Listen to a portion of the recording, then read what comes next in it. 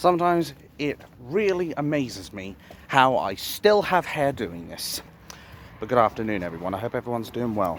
Another day, another traitorous day for the politicians. That's the way I look at it. How the fact that anybody in that traitor party, Labour Party, or maybe I was right first time, is still in a job right now is totally beyond me.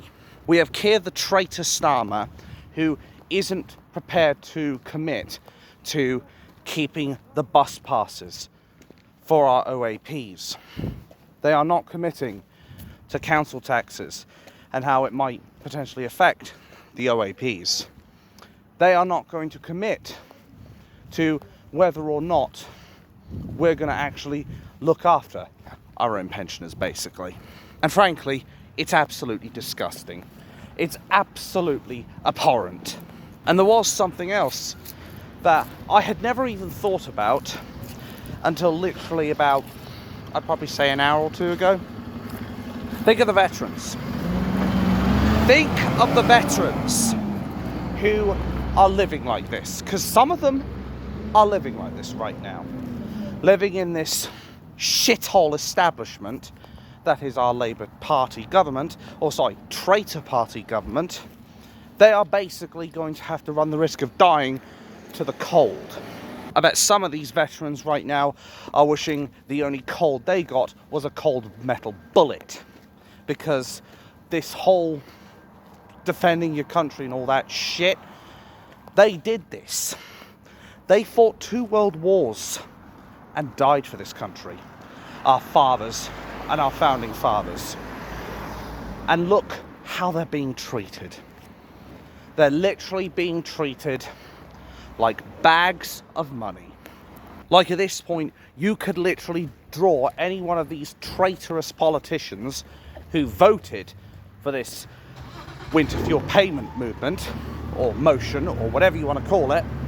You could literally draw them up holding 2 big bags of swag in burger outfits at this point, because that's what they're doing to them. Now, as I said, this is abhorrent. A lot of this is not new news, quite frankly, but it still needs to be mentioned, because I'm hoping if I can drill it into people's heads enough times, they will realise the absolute contempt that our traitor MPs have for the OAPs. What happened to respect your elders? No, like I said, these bastards consider our OAPs to be living bags of money, nothing more. Where most people would see our OAPs, and even more so our war veterans, as people that deserve the most respect for living in this country, paying in taxes the longest. Some of these people doing career work in all their life, like 30, 40, 50, perhaps even 60 years of working in this country. The people who should be absolutely revered and respected at bare minimum are being treated with the utmost contempt. Being treated like a resource. In fact, you know what the most fitting thing I could describe these elderly people as right now? What the traitor establishment consider them as? Tissues. Blow their nose, throw the tissue away. That's what they consider our OAPs, folks. Well, I think the traitor Keir the traitor Starmer is going to need a lot more Kleenex when we come for him on the 26th of October. Anyway, the point I'm trying to make is our OAPs are being completely used and abused. They're being abused by criminals, they're being abused by scam artists, and now they're being abused by the traitor class that is founded under Keir the traitor Starmer. But of course the mainstream media don't want to tell you this. You know the drill, folks, because say it with me, it doesn't suit the narrative. How angry do you think it would make British people to see that's what they've got to look forward to, in some of their cases, over the next 4 or 5 years? How do you think the ordinary people are going to feel when their granddads, their grandmothers, their great-grandmothers, and so on and so forth? I'm not going to label all the fucking members of the family. But how do you think they're going to feel if they find out this is how our traitor government is going to treat them? I cannot stress enough, I've mentioned many, many times, that I want a peaceful resolution to how we're being run in this country, how our establishment works in this country, how our media, police, and of course our judiciary system work in this country. I have never advocated for violence. I have never wanted people to go out and commit violent acts, or looting, or pillaging, attack police officers, etc., etc. The closest I have ever gotten to saying that shit is I've said that anything that happens to the police or the establishment, they only have themselves to blame. Keir the traitor Starmer can't keep blaming the far right or the Tories for his fuck-ups. He cannot keep blaming everyone else for his problems. Keir the traitor Starmer needs to learn what the word accountability means, because it seems like he knows jack shit about that word, quite frankly. If he had any balls at all, whether up here or down there, or in my case both, he would admit to the British people he is a traitor to the British people, that he's willing to screw over the elderly, that he's willing to effectively screw over anyone who stands in the way of his regime. But we all know, of course, that that man will never have the balls to do so. Keir the traitor Starmer would rather piss £600 million up the wall in foreign aid to Ukraine, to people who frankly don't deserve it. And while some people have said there is this war going on with Russia and Ukraine, and I do accept that what Vladimir Putin has done is completely reprehensible, let there be no illusion on that. The cold, bitter truth, though, is that the more we've helped Zelensky, the more he's gone from, please could you assist us, to, we demand you assist us. And frankly, he has no right to do that, number one. And number two, he's not really in a position to do that right now. Think yourself in a boardroom and you're having a business meeting with another client and they're offering you a certain deal. And then they go over and they say, we demand you take this deal. You tell them to fuck right off. Maybe not literally speaking, but you would tell them where the bloody door is, at bare minimum. Like I said, when I look at the elderly, I think they should be treated with respect. They should be revered because of what they've contributed to this country. The fact that Keir the traitor Starmer will send 600 million of our taxpayer money to a foreign country, but he can't afford 300 quid to send to our OAPs who need that money to pay for their winter fuel, to keep them warm over the winter. He'd rather let thousands of OAPs die than actually give them that little bit of decency and respect of at least being able to live in their own home with some bloody heating. I come across elderly people every bloody day, especially so when I go to work. And the way I look at things is that these people do not deserve the shit they're getting right now. They deserve none of it. The way I look at things is, regardless of their skin colour, regardless of their religion, and regardless of whether or not we've seen them in our lives, elderly people, unless they prove otherwise, should be treated with respect. Now, I don't know if some people are noticing that my voice is not as strong as it is, or was. That's mainly because I think my throat's acting up a little bit right now. I think I might be getting a sore throat, and what have you. But the way I look at things is even a sore throat is not going to stop me speaking out. Even if somebody put a bloody bit of duct tape over my mouth, that wouldn't stop me speaking out. All it would do is prove me right even more so. Hell, if needs be, I'll fucking write what I want to say. But back on point, these elderly people should at least have the basic human decency of being able to live in their homes and have heating. I've been through it. Maybe not for a whole fucking winter, but even for like a week or so. I know what it's like to live without heating. I know what it's like to sit there shivering because you basically don't have the means to heat your house. I know what it's like to have to sit through that shit. And as I've said before, I'm not exactly skinny, am I? I'm 19 stone of truth. The elderly are not going to be anywhere near that height. Oh, sorry, height, I mean weight. But you know what I mean. They're not going to be anywhere near that weight unless they've literally been binging all their life and they have had more luck than winning the fucking lottery. But the point is, they shouldn't live through this shit. Keir the traitor Starmer should know that better than anyone. He even advocated for not taking away the winter fuel payment and for making sure the elderly keep their bus passes. But now look what's happened to him in 2024. He has become the antithesis of what he used to say. He has become a traitor of the highest order. He has become a dictator. Or again, maybe I was right first time.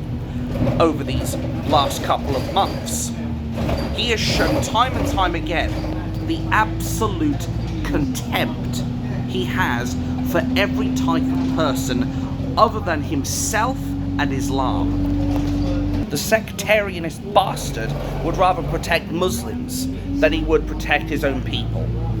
He'd rather protect them over heat the houses of our pensioners. He'd rather send our foreign aid and piss our money up the wall over to countries who may or may not deserve it, rather than keeping that money here, where even if it's true that there's a £22 billion black hole of money, he could easily start saving some of that shit for that black hole. 600 million, it wouldn't exactly make too much of a dent in it, but you know what? It would be a bloody start. It would certainly be better than sending that 600 million to people who the war may already be lost for all I know. It may be much better off that we keep that money so we can actually do things like improve the NHS and actually do things like kick out the illegal immigrants, kick out the foreign prisoners who have no legal or human right to be here. I don't know, maybe I'm using too much common sense. Maybe I'm gonna drain my common sense before it's really needed. Or maybe I have a secret garden of common sense sitting in the back of my house. Anyway, the point is, maybe it's me trying to use common sense here to think maybe we could be saving some of that money that we send off to foreign countries. Maybe we should bring it back. Maybe we should bring it here and use it here and put British people first. Or is that too novel a concept for Keir the traitor Starmer to understand? I don't understand, quite frankly, how that man has got the literal gall to just, as I said, piss the British taxpayers' money up the wall so much. I just cannot bring my mind to it. How can a man be that morally bankrupt that he would rather put his enemies before what should be his friends or his constituents or his own people? How is it he can indulge in sectarianism more easily than protecting pensioners? It seems they really lowered the bar, or they've taken the bar out entirely as far as what it actually takes to be an MP for a political party. I thought MPs were supposed to be truthful, honest, have a good heart, have integrity, and put his own people first. Be a very selfless, altruistic person. But clearly that's not the case with Keir the traitor Starmer and his own traitor party. And unfortunately, they're all in it together. The police, the media, the judiciary, the whole establishment, they're all in it together to crush ordinary British people underfoot. They want to rule with an iron fist, but their iron fist is not what the British people want. If they should be treating anybody with an iron fist, it should be the illegals and the Islamic scumbags in our country. You know, the people who are sometimes ungrateful for the red carpet we throw out at them, or the Islamic people who basically want to bring Sharia law to this country and are completely intolerant of Western values, that see women as second-class citizens, that want to throw gay people off the top of buildings. Oh, but of course the mainstream media won't tell you that, will they? Because it's Islam. They appease Islam in every which way they can, when we can see through that facade. We can see what Islam and these illegal immigrants are all about. We can see that they are a threat to national security, but Keir the traitor Starmer sees them as an opportunity to secure his seat of power in the houses of treachery, I mean Parliament. Or again, maybe I was right first time. But I would implore any good-hearted police officer, if they exist, if you really want to do your duty, the first duty you should do is arrest Keir the traitor Starmer under the treason laws, and for endangering humans, and for his hate speech, endangering national security, just to name a few. That would be a very good start to at least getting some semblance of peace back in this country. Thank you.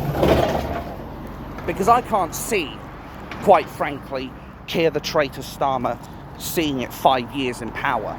And frankly, he shouldn't. He should be thankful if he gets 5 months in power, let alone 5 fucking years.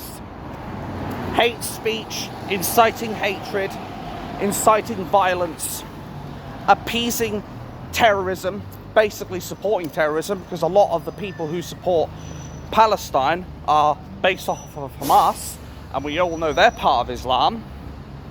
Like, I could go on. I could list a whole bunch of fucking reasons why Keir the traitor Starmer should be arrested, and that any good police officer will do everything they can to arrest that man.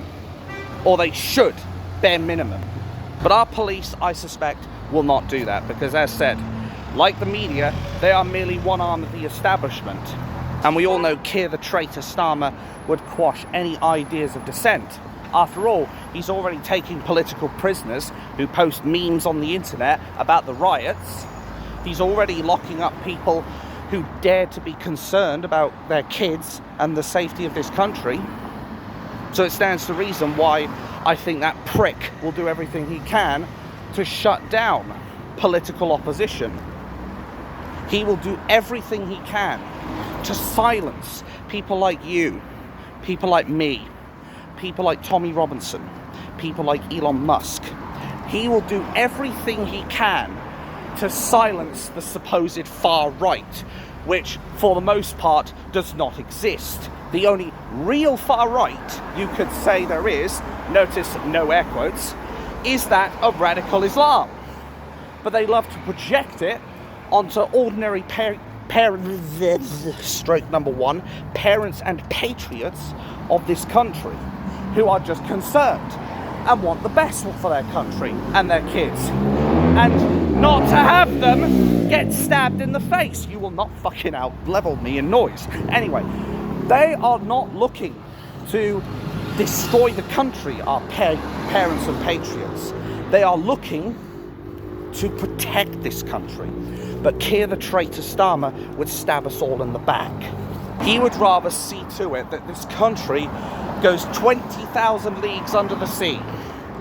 Now it's just a matter of, does he do it with the anchor around our boots, or does he do it with the cement shoes? But the bottom line is this. Keir the traitor Starmer has a lot to answer for. He should be the one having his rights taken away. He is the one who should be having his civil liberties taken away. He is the one who should have his party basically dispersed, have them pay back all the money that they took from the taxpayer, basically to send off to Ukraine. And his party is the one that should basically pay the price for their treachery against the people. It honestly astounds me that people could vote this evil, disgusting subhuman into power. He has no right to stay in power. Keir the traitor Starmer has no right to be telling us what we can and can't say. He has no right to take away the pensioners' ability to heat their house. They should be able to live in their house without having to worry about, am I going to die this year? I tell you what they should be thinking about. They should be thinking about, where can I go on holiday? How are my grandchildren? How's my family members doing? To that effect, I've got my nan coming round tomorrow. Anyway, they should be thinking about all the good things they have in life. Not whether or not they're going to freeze to death. That is the worst thing you can wish upon a pensioner. And that's basically what Keir the traitor Starmer is doing right now. He is wishing the pensioners would die so he can take their houses, and I have absolutely no doubt in my mind he'll use those houses to house more illegal immigrants and Islamic scumbags who have no legal or human right to be here. That's the way I look at things. And as I've said before about myself, and you know the drill by now, you can even say it with me. I'm not going to sugarcoat a motherfucking thing. I am not going to mince my words. I will say it exactly how it is, and I will do my best not to bullshit you. Normally I'd say to people, use your loaf. But I'm going to be eating mine in about 2 minutes. Anyway, the point is, you people in the houses of treachery need to start using your loaves, or you're going to lose your loaves. Let me tell you. You're going to lose your cushy little lifestyle because people are going to effectively vote you traitors out. They're going to take out the trash and place you all in the dustbin of history where you cunts rightfully belong. The 340 or so MPs who voted in favour of this motion. The 50 or 60 cowards who chose not to vote. It's almost as bad, if not worse, than voting in favour of it.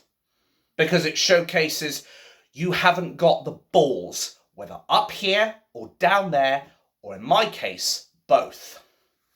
To be able to say, you know what? I'm not going to stand by for this. I'm voting against. Only one MP had the balls to do that. And I suspect he's already had his whip taken. Hell, Keir the traitor Starmer was even telling people, if you decide to vote against this winter fuel payment motion, I'm taking away your whip.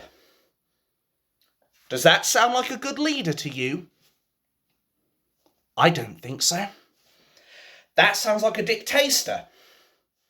That sounds like a subhuman scumbag. That sounds like a man who is not worthy of the title leader.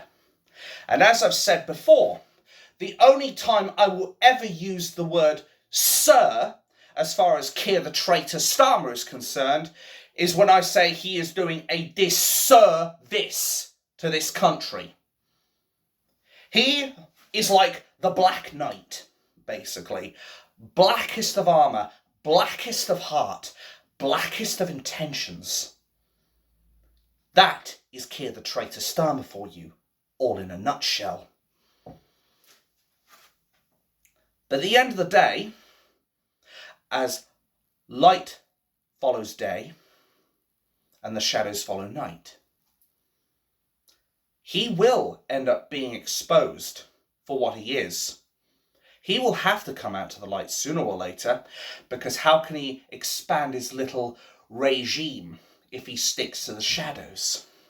Only when he comes out to the light, it's going to be a bit like a vampire seeing the sun. He's going to get fucking destroyed. Metaphorically speaking, of course, and not literally.